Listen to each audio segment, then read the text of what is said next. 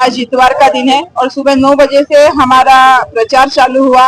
रिद्धि सिद्धि सारे चांडक में से 1 number, 2 number building, 4 number building, सारे हमारे प्रचार का माध्यम से हम लोगों तक डोर टू डोर पहुंच रहे थे और उसकी ऑफिशियल परमिशन भी हमारे पास है। और इस तरह से हमारे कम से कम 30-40 कार्यकर्ता साथ में घूम के हमारे साथ, हमारे तेजस्वी घोसालकर है, इधर के नगर सेवक हर्षित कारकर है, हम सब मिलकर डोर टू डोर प्रचार कर रहे थे। और प्रचार करते समय हमें पता चला कि हम जहाँ पे प्रचार कर रहे हैं 2 नंबर बिल्डिंग में, तो उसी समय वहाँ पे बीजेपी के कुछ 10-15 कार्यकर्ता गमछे पहन के प्रचार करने के लिए आए थे। अभी वो प्रचार करने के लिए आए थे या पैसे बांटने के लिए आए थे, इसके बारे में हमें पता नहीं। पर जब हमने उनको रोका और पूछने की कोशिश की कि आज की परमिशन हमारे पास है, तो आप यहाँ पे क्या कर रहे हो? मतलब कायदे से बाहर जाके सारे कायदे तोड़ के दादागिरी करते हुए वो वहाँ पे प्रचार कर रहे थे। और जब हम वहाँ पे उनको पूछने लगे तो वो भाग गए और भाग के अपने वो जो एमएलए जो 10 साल कभी दिखे नहीं, जो आज दिख रहे हैं, वो मनीषा चौधरी को लेके आए और बोले ताई हमको बचाओ, हमें शिवसेना वाले पकड़ने आए हैं। और फिर वो ताई आई और ताई दादागिरी करने लगी, नहीं तुम लोग चले जाओ, तुम लोग चले जाओ। तो आपके माध्यम से हम बता दें कि हम न्यायालय और कायदा इन सब की बहुत सम्मान करते हैं और उसी सम्मान से हम लोग यहाँ पे प्रचार कर रहे थे। और जब हमने उनसे पूछा कि आप कायदा तोड़ के और परमिशन ना होने के बाद भी क्यों प्रचार कर रहे हो, तब वो दादागिरी करने लगे। हमारी सारी महिलाएं थी पार्टी की, उनके ऊपर दौड़ के आने लगे और गाली गलौज करने लगे। पर हमने भी हमारे शिवसेना स्टाइल से उनको बराबर जवाब दिया है। हमारा सरकार से और जो गृह मंत्री है उनसे कहना है कि अगर चुनाव लड़े जा रहे हैं तो उसमें समानता होनी बहुत जरूरी है। किसी को भी ऐसी दादागिरी करने की परमिशन नहीं है। ये लोकतंत्र है और लोकतंत्र में चुनाव जब हम लड़ते हैं तब सब लोग को प्रचार करने का अधिकार होता है। वो प्रचार का भी एक माध्यम होता है, एक वे होता है कि उस वे में जाके परमिशन लेके वहाँ पे प्रचार करना चाहिए।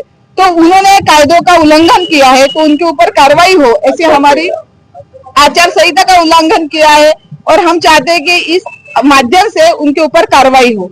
तो आज का यही किस्सा है। ये तो एक प्रकार का हम लोगों की दादागिरी है, क्योंकि हम लोग रिक्सर इलेक्शन कमिश्नर का हम लोगों ने परमिशन लिया था और प्रचार कर रहे थे और ये लोग 12 जन उधर ही आए जिधर हम लोग प्रचार कर रहे थे। ये जानबूझ के किया जा रहा है ऐसा हम लोगों को लग रहा है, या हम लोगों को हरासमेंट या कुछ ऐसा तरीका कर रहे हैं और हमारे पिताजी या ऐसे गाली गलौज किया जा रहा है। ये सब झूठा प्रचार है। 10 साल कुछ नहीं किया, इसके लिए वो घबराए हुए हैं। और वैसे दादागिरी हम लोग को भी आती है क्योंकि शिवसेना का जन्म ही उसके लिए हुआ है। पर अभी फिलहाल जो इलेक्शन हो रहा है, जो हम लोग लोकतंत्र में चल रहे हैं, लोगों को हम लोग डोर टू डोर जाके हम लोग मतदान मांग रहे हैं उनका, क्योंकि हम लोग ने काम किया। हम लोग गए 40 साल से वार्ड क्रमांक 6 में हमारे पार्टी का नगर सेवक है और आगे भी रहेगा, उसमें कोई शक नहीं है, क्योंकि हमने काम इतना किया है। श्री विनोद घोसालकर साहब पहले नगर सेवक थे, फिर हंसाबेन देसाई मैडम थी, फिर उसके बाद मेरे पिताजी स्वर्गीय प्रकाश कारकर यहाँ पे नगर सेवक के रूप में 10 साल काम किया है। फिर उसके बाद अभी 5 साल से मैं नगर सेवक हूँ। तो हम लोग ने लोगों का काम किया, हॉस्पिटल का काम हो, सीवरेज का काम हो, गटर पैसे सब हम लोग ने काम किया। पर ये जो आमदार महोदय है उन्होंने 10 साल में जैसा चाहिए वैसा कुछ काम किया नहीं, दहीसर का कुछ विकास हुआ नहीं। इसलिए हम लोग का एक बार एक नारा है कि काय म्हणता दहीसर का, काय म्हणता दहीसर का। हमें पूरा विश्वास है कि आने वाले चुनाव में 20 तारीख को जो चुनाव होने वाला है और 23 तारीख को जो रिजल्ट लगेगा, वो रिजल्ट में विनोद घोसालकर साहब भारी वोटों से जीत के आएंगे। हम सब शिवसेना को, हमारे लोगों को भी विश्वास है। इसके खिलाफ पुलिस स्टेशन जाएंगे। देखो कैसे पुलिस स्टेशन जा सकते हैं पर कुछ मतलब नहीं है। तो पुलिस वालों का जो शाही रहता है पेन का, वो वेस्ट हो जाएगा, उनका पेपर वेस्ट हो जाएगा, पर कुछ कार्रवाई होगा नहीं। इसलिए हम लोग को हमारा टाइम बर्बाद करना नहीं। मैम ये जानना चाहता हूँ, आज है ये जो विनोद घोसालकर साहब है वो अम्बावाड़ी के सुपुत्र है, वो वहाँ पे रहे हुए हैं, वो उनका मतलब उनकी कर्म भूमि है। तो यहाँ पे कोई भी मतलब नरेंद्र मोदी जी भी आ जावे ना तो कोई फर्क ही नहीं पड़ता। इधर के लोग घोसालकर, कारकर और शिवसेना को ही मानने वाले हैं, इसीलिए वो कितना भी प्रयास कर ले कुछ विफल नहीं बनेगा। और एक ही चीज है कि आने वाले समय में श्री विनोद घोसालकर साहब चुन के आने वाले हैं, ये उनको भी पता है, इसलिए इस तरह से माहौल बनाया जा रहा है। पर ये 6 नंबर है, ये 6 नंबर में बस एक ही नेता, एक ही पार्टी और एक ही निशानी चलेगी और वो आने वाले तारीख को आपको पता चल जाएगी। और एक बात मैं कहना चाहता हूँ कि अभी जो हुआ दोनों पार्टियों के बीच, तो जो हमारी विरोधी पार्टी है बीजेपी, उन्होंने मेरा बाप निकाला बाप। तो मैं माध्यम से उनको बताना चाहता हूँ कि मेरा बाप निकालने की लायकी तुम्हारी नहीं है, क्योंकि तुम्हारे बाप के संस्कार ही नहीं है। गाड़ी लगभग 200 लोगों को लेकर घेर लिया था। गाड़ी घेरने का कारण यही था कि निबंधक आयोग के लोग आने वाले थे और उनके पास परमिशन नहीं था, इसलिए उनको बोला कि रुको तुम्हारा परमिशन दिखाओ। क्योंकि उनके साथ जो उनके पार्टी के जो नेता है यहाँ के दहीसर बोल रहे अमर शाह, वो भाग गए, वो रुके नहीं। तो क्यों भागे? अगर तुमने गलत काम नहीं किया तो अमर शाह ने उधर रुकना चाहिए था। अमर शाह क्यों भागे? एक क्वेश्चन मार के। तो हम लोग के भी मन में एक शक पैदा हुआ कि पैसा तो नहीं बांट रहे थे, भागने का कारण क्या है वो आप भी अभी पता लगाइए।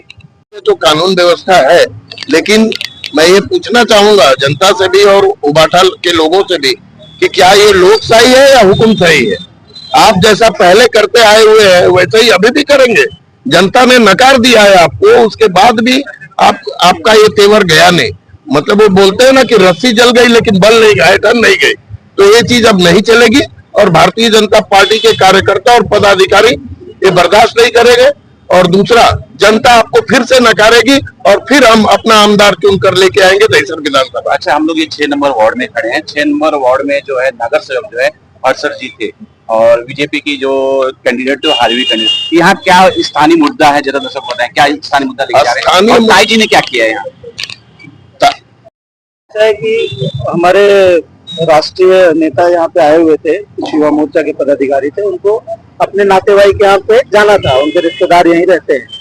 अब उनके घर पे जाना हुआ तो 4-5 कार्यकर्ता हमारे भी गए उनके साथ, उनको रास्ता नहीं पता था और यहाँ पे उन लोगों का प्रचार चल रहा था जो दूसरी पार्टी के लोग। कहना था कि नहीं आप जा नहीं सकते अपने यहाँ, तो किसी कार्यकर्ता के घर पे जाने के लिए हमको विपक्षी पार्टियों की परमिशन की जरूरत तो नहीं है ना। तो इतने में उन्होंने क्या किया, जिस कार्यकर्ता के घर पे गए थे उन लोगों ने हमारे नेताओं की गाड़ी को दौड़ाया, हमारे नेताओं को दौड़ाया। तो हमको पता चला, मैंने अपनी घर की खिड़की से देखा, बालकनी से, तो हम लोग दौड़ गया है सब यहाँ पे। तो यहाँ पे देखा तो कम से कम 200 से 300 लोग एक गाड़ी को घेर के खड़े हुए थे। तो फिर हमारे कार्यकर्ता भी जिसको जिसको मैसेज पहुंचा तो हमने विरोध किया, उनका दर्द किया। हम कहे भाई ये दादागिरी आपका नहीं चलेगा, अभी जो दादागिरी करना था उसका आपका समय पूरा हो गया।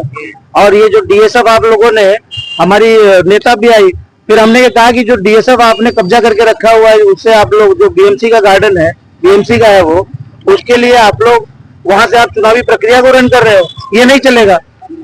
अच्छा, ये बताइए कि आप अभी तक जो बोल रहे थे ये थोड़ा क्लियर कीजिए, कौन सी पार्टी के लोग थे, कौन कौन थे, जरा बताएंगे कि कौन थे? देखिए, ये उबाटा के लोग थे, यहाँ के लोकल हर्षद कारकर, उनकी वाइफ दीक्षा कारकर और उनके सभी तमाम यहाँ के शाखा प्रमुख कार्यकर्ता, सभी लोग थे। दोस्तों की टीम थी सर, बाई फेस सबका जानते हैं, बाई नेम भी जानते हैं। एक जिक्र आपने किया दौड़ाने का, क्या मारा मारी हुई? बिल्कुल, अगर हमारे कार्यकर्ता नहीं पहुंचते तो उनके लोग हमारे नेताओं को यहाँ पे मारते भी और बड़ा मतलब बहुत बड़ा जो है यहाँ पे हादसा हो जाता था अगर हम लोग नहीं पहुंच पाते वहाँ पे। तो हम लोग क्या अभी इसके लिए जो है पुलिस स्टेशन में कोई किसी तरह की कार्रवाई? अभी हम लोग अपने आमदार से और हमारे मंडल अध्यक्ष से हम लोग सलाह मशवरा करके उसके ऊपर बिल्कुल, आज हमारी रैली है और रैली के बाद हम लोग पुलिस स्टेशन में जाके इस पे एक लिखित कंप्लेंट देने वाले हैं। एक 5 बजे आप लोग की रैली होने वाली है और जो हम जान रहे हैं कि आज ही दूसरे लोगों की यहाँ सभा भी है, तो क्या ये गर्मा गर्मी तब भी जारी रहेगी? देखिए, हम तो भारतीय जनता पार्टी के शिष्ट कार्यकर्ता हैं, हमको ये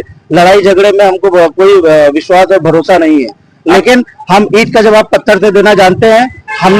हमारे जो कार्यकर्ता है यहाँ पे, वो किसी का घर ऊंचा करवाने में पैसा नहीं खाते। हमारे लोग कहीं गली में दत्तक बस्ती है तो उसके लिए 20-20 रुपए हमारे यहाँ के लोग नहीं लेते।